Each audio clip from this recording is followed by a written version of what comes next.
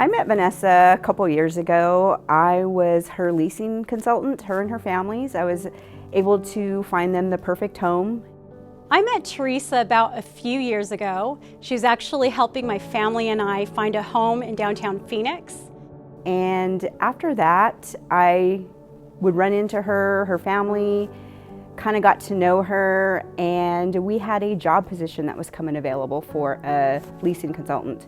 So after running into her, talking to her, getting to know her, I knew she'd be a perfect fit for our community. She actually made mention about some job opportunities at her work where she was at. So after about a few months, I ran into her again and actually needed a job. So it was really neat. I was able to work with her. And at that point, it was when I got to know Teresa a little bit more. And it was really encouraging because initially I wanted to invite her out to church, and then she made some comments that indicated otherwise, that she was not interested. So I just left it alone and thought, you know what, I'm just gonna befriend her. I'm just gonna build a relationship with her and just really do my best to show her Jesus that way. After that was the start of an amazing friendship. You know, I got to know Vanessa on a different level. She opened up to me as I opened up to her. And I had never done that really in a friendship, especially at work. And I saw her on the day-to-day, you know, whether it was a disgruntled resident or somebody upset or anything that came at her, she was just always just so calm and collected and just always smiling and just always happy. And, you know, I would just look at her and think, I want some of that. I want to be a part of that. Where does she get that from? How is that even possible? Then I found out she goes to church. So that was immediate. That was my answer. I knew, okay, Teresa, you're going to have to let go. You're going to have to stop with the wall of you don't believe in God, you don't believe in Jesus, because after seeing her and working with her day to day, I knew I wanted to be a part of that. And after that, it was just amazing.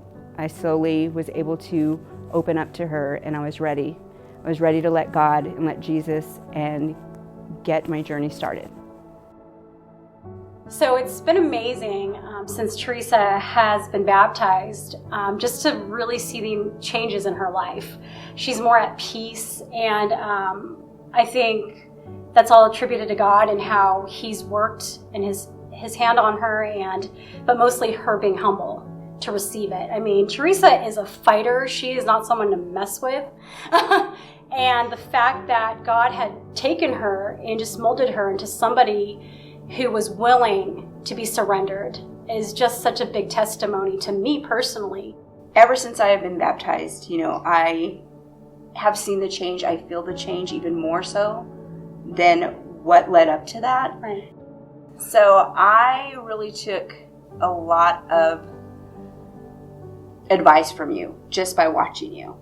I was able to humble myself, and I was able to get grace, and I didn't even know it. Like, I didn't even know you were doing those things for me until after. I mean, I realized that year of working with you was probably one of the starts of my journey. And to know that you were a part of that, you really, you know, helped me, pushed me, and let me see what God is capable of doing and making those changes in people's lives. And, you know, He put you in my life. I really believe that for that reason. For the changes I'm making in my life now is all thanks to you and God. Yeah. And, you know, I was sold. I wanted this, God. I wanted this in my life. I wanted to be humbled. I wanted to have grace. I wanted to be that better person.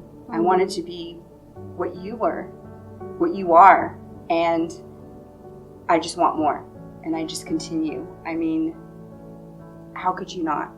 How could you not?